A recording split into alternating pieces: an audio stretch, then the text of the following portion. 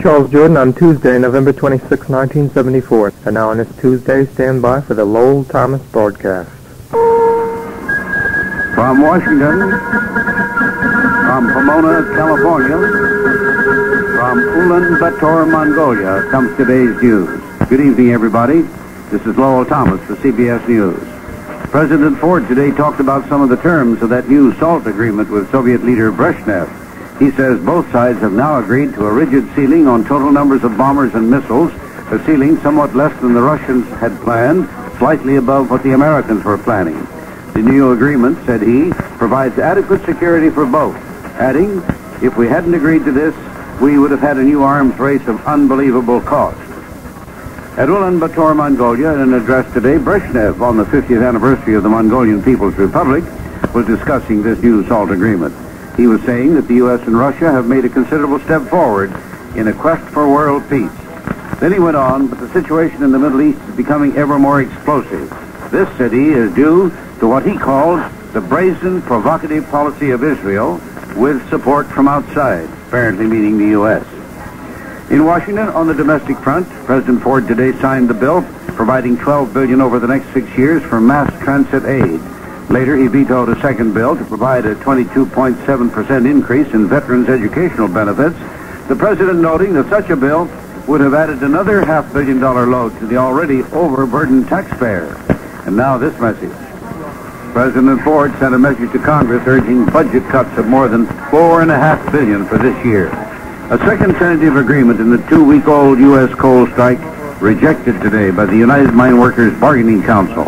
A spokesman saying the proposed wage increase not enough. But the council later did agree to submit the tentative pact to a full union vote. This following a blast of criticism from UMW President Arnold Miller and a meeting with the chief of the Federal Mediation Service. In the Watergate, John Mitchell, today on the stand in his own behalf, rejected 3 times the plan that eventually led to the Watergate bugging, so he said. The last time, as I recall, he added, I threw the paper back at Jeb Stuart Magruder and told him, not again. Mitchell adding that Magruder, his deputy campaign director, then took his papers and left. Giant Mutual of Omaha has been ordered to pay more than $5 million to a roofer totally disabled in the fall at Pomona, California.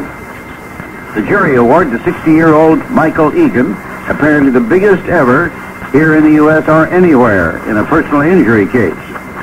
Tulsa, Oklahoma, a seminar on aging. Dr. Hayflick of Stanford University saying 1 in every 10 persons is now 65 or over, adding, at the current rate of medical progress, we could become a race of centenarians within 2 generations.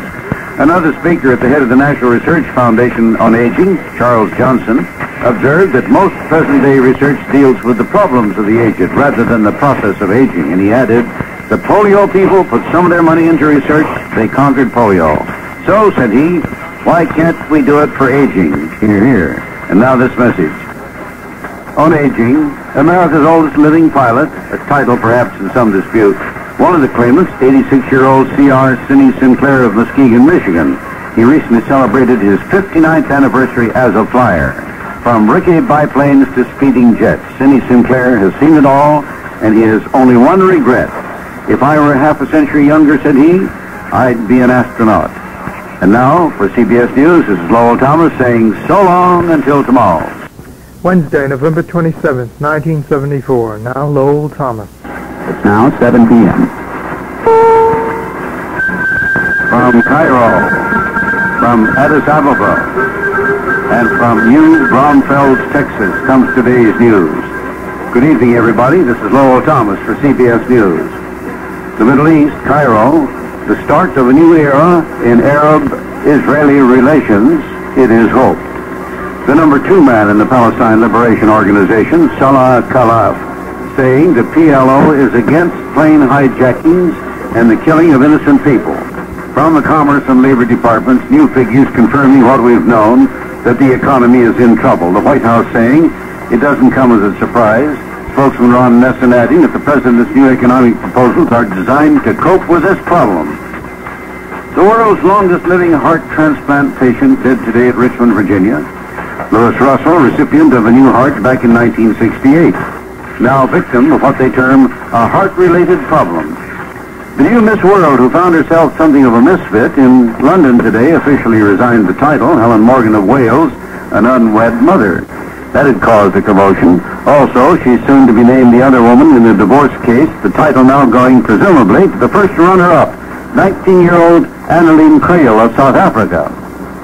New Braunfels, Texas, a local paper urged write-in votes to Mickey Mouse in a recent race for county judge. Mickey getting so many votes, the paper demanded a recount, claiming he may have won.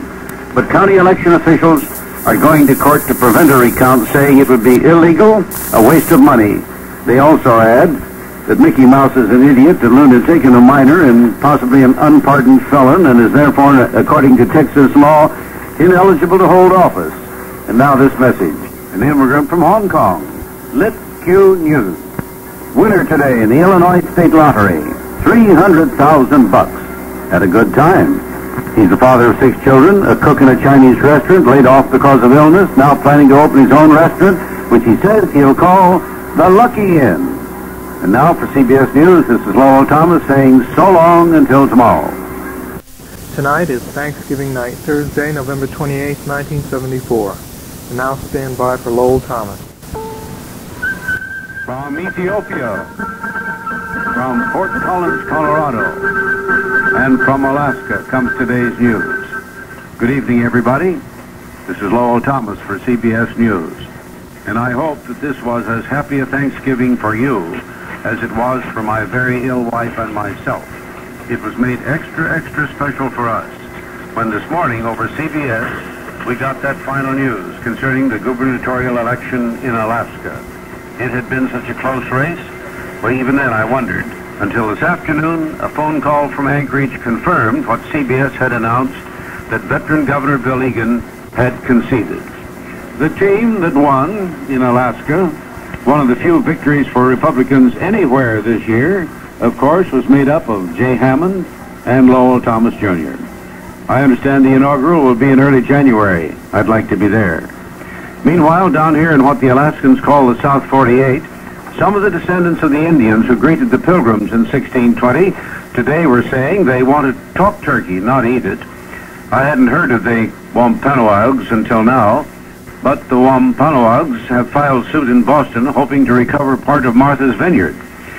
While President Ford at the White House was putting on his Thanksgiving spread for the Grand Rapids high school players who were on that unbeaten team with him, halfway around the world in Peking, the Chinese were giving a farewell banquet in honor of Secretary of State Kissinger.